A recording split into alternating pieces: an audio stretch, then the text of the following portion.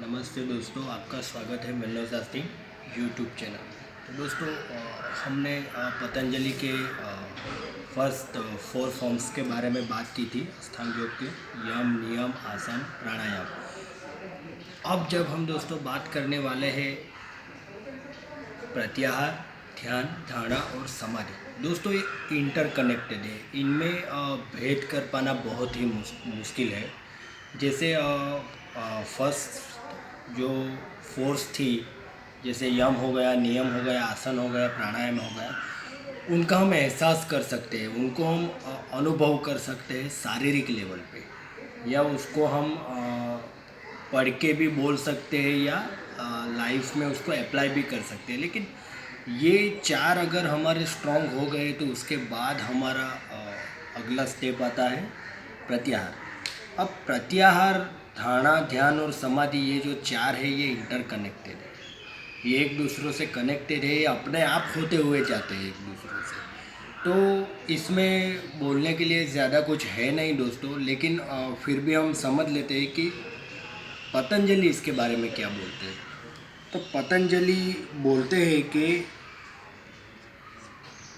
सविषया संप्रयोगे चित स्वरूपानुवाकार इवेन इंद्रियाणा प्रत्याहारा।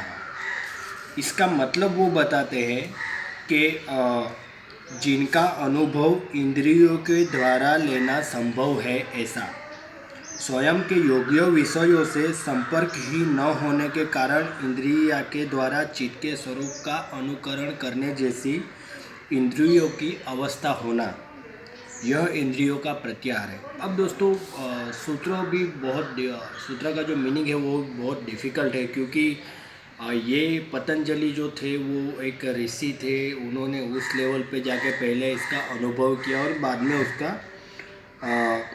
ये जो योग था उसको एक सीक्वेंस में बनाया ताकि सामान्य लोगों को ये समझ में आ सके। तो इसमें शॉर्ट में इतना ही है दोस्तों कि जो इंद्रियां हमारी होती है वो बहुत उद्दंड होती है। जब किसी वस्तु के बारे में हम सोचते हैं तो हमारी इंद्रियां उस सोच की तरफ खींची चली जाती है। अब जब इंद्रियां खींची चली जाती है दोस्तों, तो वो हमारे चित्त को भी साथ ले जाती है। तो वो जो इंद्रियां है वो बहुत स्ट्रॉन्ग होती है और वो हमारे चित्त को जो बाधक तत्व है, यानी कि जो हमारी आध्यात्मिक ग्रोथ में रोक डालने वाले तत्व हैं, उनको वो उलझाए रखती है। तो हमें क्या करना है दोस्तों कि इंद्रियां हमारे चित्त के वश में रहे, ना कि चित्त हमारे इंद्रियों के वश में रहे। शॉर्ट में इसको ही प्रत्याहार कहा गया है।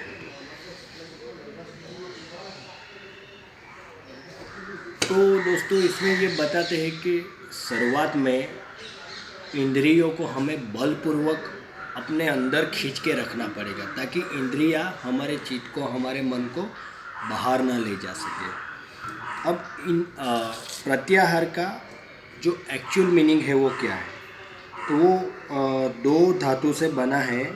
जैसे मैं आपको बताता हूँ। प्रत्याहार यानी कि प्रति यानी कि स्वयं के, और आहार यानी कि खींचा जाना, यानी कि स्वयं के प्रति खींचा जाना, इसको प्रत्याहार कहा गया है। तो प्रत्याहार से सिद्धि पाने का एक रहस्य है दोस्तों कि